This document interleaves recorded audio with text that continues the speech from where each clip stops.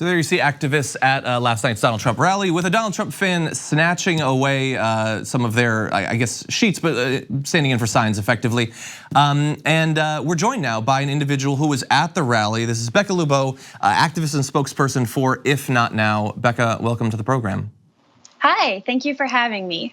Glad to have you here. You apparently had an exciting night last night. Now, we mainly want to talk about the Israeli government's decision to ban Representatives Ilhan Omar and Rashida Tlaib from entering the country. But I am interested in the experience that you had last night when you were out protesting. It was definitely an intense experience. It felt important for me to be part of that protest because Trump and the right have been weaponizing Jewish communal trauma against their political opponents.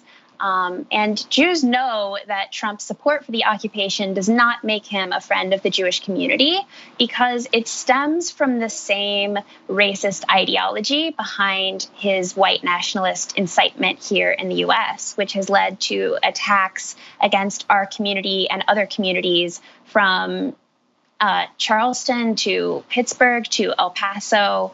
And so this protest was a way for us to say, you can't use us, you can't co-opt our voice, and Jewish safety is bound up in our resistance to anti-Semitism, to occupation, to white nationalism, in coalition with other targeted groups here and all over the world. So speaking of targeted groups, or at least targeted individuals, we turn now to sort of the combination of a couple of the different things that you talked about there. And that is what broke yesterday, the decision under encouragement from Donald Trump that those two representatives will not be allowed inside of Israel. How did you react to that decision? Well, this drift away from basic democratic norms is not new in Israel. So Israel's decision to ban members of Congress from entering the country because of their opposition to the occupation is part of a pattern of punishing anti-occupation activists working for human rights. And Democrats need to understand that this ban is the logical result of their failure to resist the right's relentless attacks against critics of Israeli government policy, from anti-BDS legislation in violation of free speech introduced in Congress to the weaponization of anti-Semitism against political opponents by Trump and the right. And I'm glad to see American politicians now recognizing that this decision is not in line with democratic values, but the truth is the occupation itself is fundamentally undemocratic.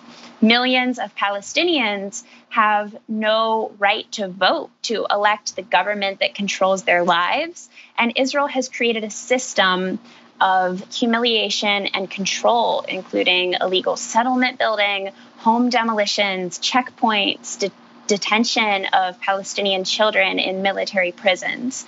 And so playing politics with Rashida Tlaib's ability to see her family is just one more form of control.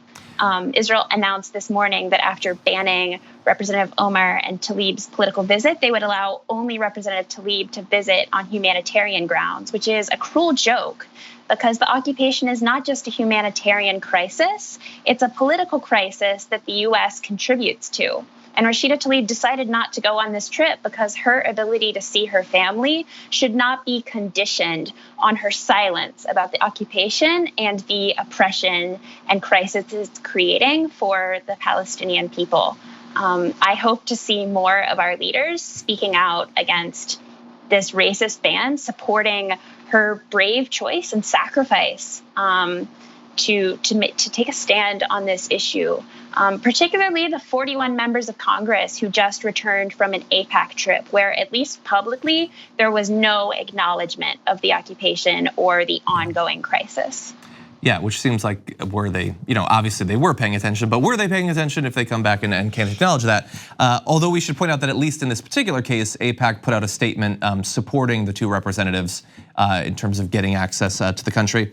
It's an interesting, messy situation politically because, of course, while you have those two representatives who obviously wanted to draw attention to the plight of Palestinians, when it comes to like opposition to BDS and things like that, while the Republican Party is like uniformly against those sorts of efforts, much of the Democratic Party also speaks out against it, and we saw legislation recently to that effect.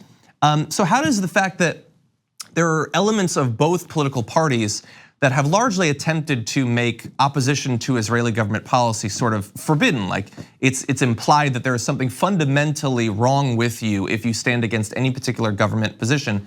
How does that change the situation for an activist group like you that's trying to move the needle?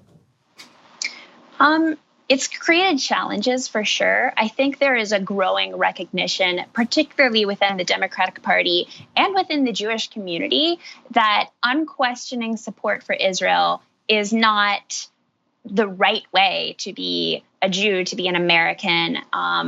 That just like I have many criticisms of the American government, and voicing them does not mean I hate Americans. Voicing criticism of the ongoing system of oppression that the Israeli government is creating, which is a daily nightmare for Palestinians, does not make one person anti-Semitic.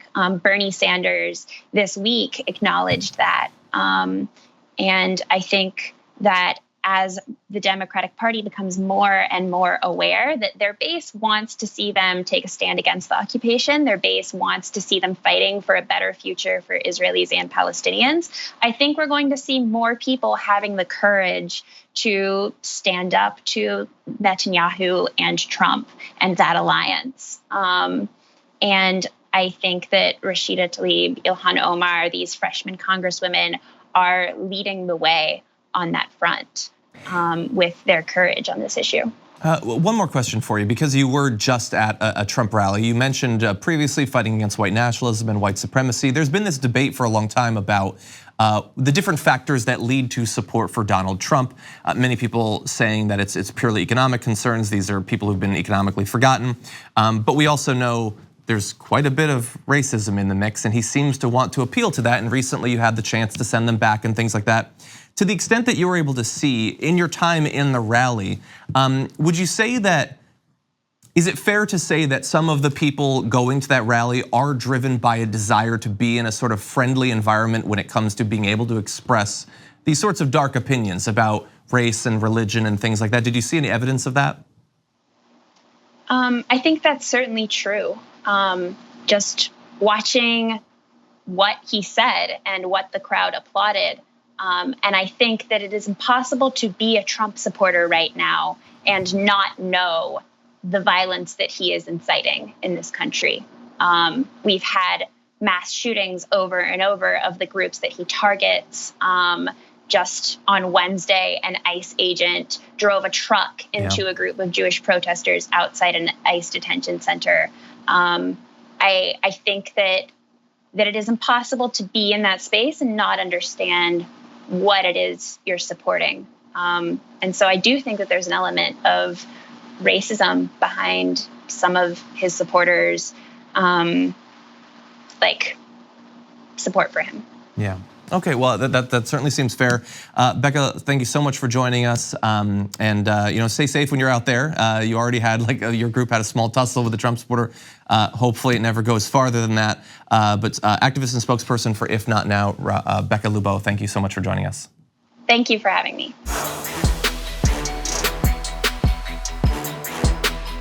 For more political news, breakdowns, interviews, stories of activism, and me trying my hardest to care about the occasional big celebrity news story, subscribe to our YouTube channel at youtube.com/The Damage Report. And you can ring the bell wherever it is so you don't miss anything.